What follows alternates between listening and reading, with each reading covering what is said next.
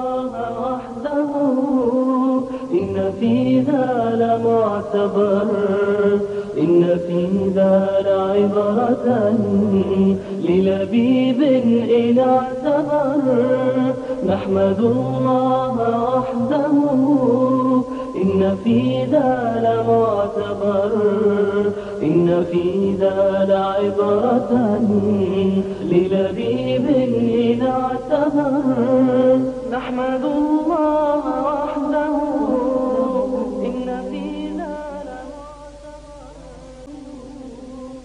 Usame ibn Zaid radijallahu anhu kaže da je poslanik alejhi selam rekao: zar da ne požurimo džennetu kojemu nema ništa slično? On je, tako mi gospodara Kjabe, svjetlost blistava i miris koji ugodno djeluje, dvorac sagrađeni. U njemu su rijeke pružene, plodovi raznovrsni, čestite i lijepe žene, ukrasi mnogobrojni, mjesta i položaj trajnog karaktera, kuća mira, voća, povrća, visoki položaj i brojne ugodnosti visokog ranga.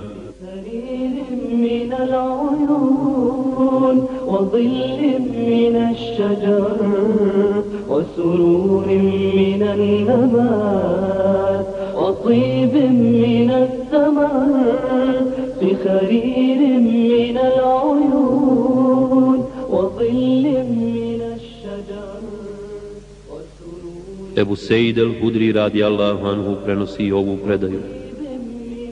Stanovnici dženneta će gledati jedni druge u sobama iznad njih kao što su svjetleća zvijezda vidi pored slabe na nebu, istočno i zapadno, kako se međusobno razlikuju. Ashabi su rekli: o Allahov poslaniće, to su mjesta predviđena za vjerovjesnike, a ne za ostale. On tada reče: ne, tako mi onoga učio i ruci moj život i za one koji vjeruju Allaha i njegove poslanike. A Ebu Malik el-Ešari radijallahu anhu kaže da je poslanik alejhi selam rekao: u džennetu ima odaja koje su prozirne, izvana se vidi unutrašnjost, a unutrašnji dio se vidi iz polja. Allah je ove odaje pripremio za one koji nahrane gladne, redovno poste i klanjaju noćni namaz kada drugi ljudi spavaju. نحمد الله وحده إن في ذا لمعتبر نحمد الله وحده إن في ذا لمعتبر إن في Ebu Musa radijallahu anhu kaže da je poslanik alejhi selam rekao: za vjernike u džennetu imaju šatori od bisera. Njihova unutrašnjost dostiže 60 milja. Vjernik će u njemu imati žene koje će obilaziti, a jedni druge neće gledati. Enes radijallahu anhu kaže da je vjerovjesnik alejhi selam rekao: dio strijele nekoga od vas ili mjesto vašeg stopala u džennetu bolje je od cijelog dunjaluka i onoga što je na njemu. Kada bi samo jedna žena iz dženneta došla na ovaj svijet, obasjala bi sve što je na njemu. Njen miris i izgled je bolji i ljepši od cijelog svijeta i onoga što je na njemu. إن في ذا لمعتبر نحمد الله وحده إن في ذا لمعتبر إن في ذا لعبرة. Zaid ibn Erkan kaže da je poslanik alejhi selam rekao: tako mi onoga u čijoj ruci Muhammedova duša, zaista jedan od vas koji bude u džennetu imat će moć 100 ljudi u jelu, piću, snošaju, a potrebe stomaka će se rješavati kroz znoj, koji će biti kao miris miska. Buharina verzija od Enes ibn Malika bilježi da je poslanik alejhi selam rekao: u džennetu će biti čaršija na kojoj će grupe ljudi uzimati mirise, pa će ih mazati po licu i odjeći. Njihova ljepota će se povećavati. Kada se susretnu sa svojim najbližim, oni će primijetiti: Boga mi, vi ste nas nadmašili ljepotom i dobrotom.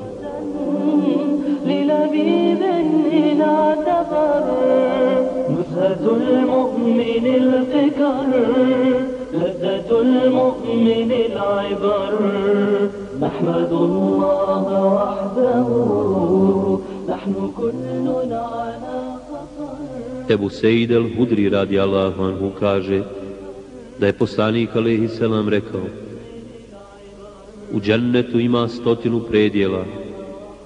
Kada bi se svi ljudi smjestili u jedan njegov dio, ne bi ga popunili. A Ebu Hureyre radijallahu anhu kaže da je poslanik alejhi selam rekao: u džennetu ima 100 katova koje je Allah obećao za muđahide koji se bore na njegovom putu. Prostor između 2 kata je kao prostor između nebesa i zemlje. Ako tražite od Allaha džennet, onda molite ga za Firdeus, a to je središte, odnosno najviši nivo dženneta. Odatle izviru džennetske rijeke, iznad toga je Allahovo prijestolje, Arš.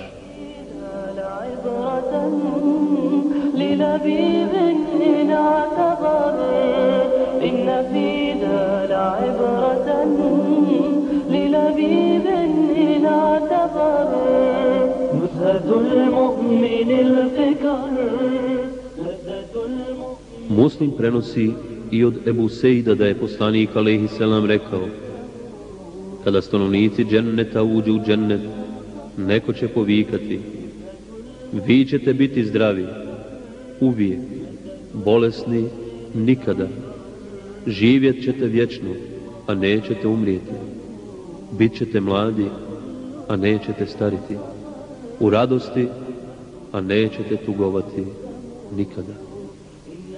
U skladu ovoga su i Allahove dželešanuhu riječi: taj džennet ste u nasljedstvo dobili za ono što ste činili. Ebu Sejid el-Hudri prenosi sljedeći hadis: Allah će reći stanovnicima dženneta: ja sam sa vama zadovoljan i neću se na vas naljutiti poslije ovoga nikada.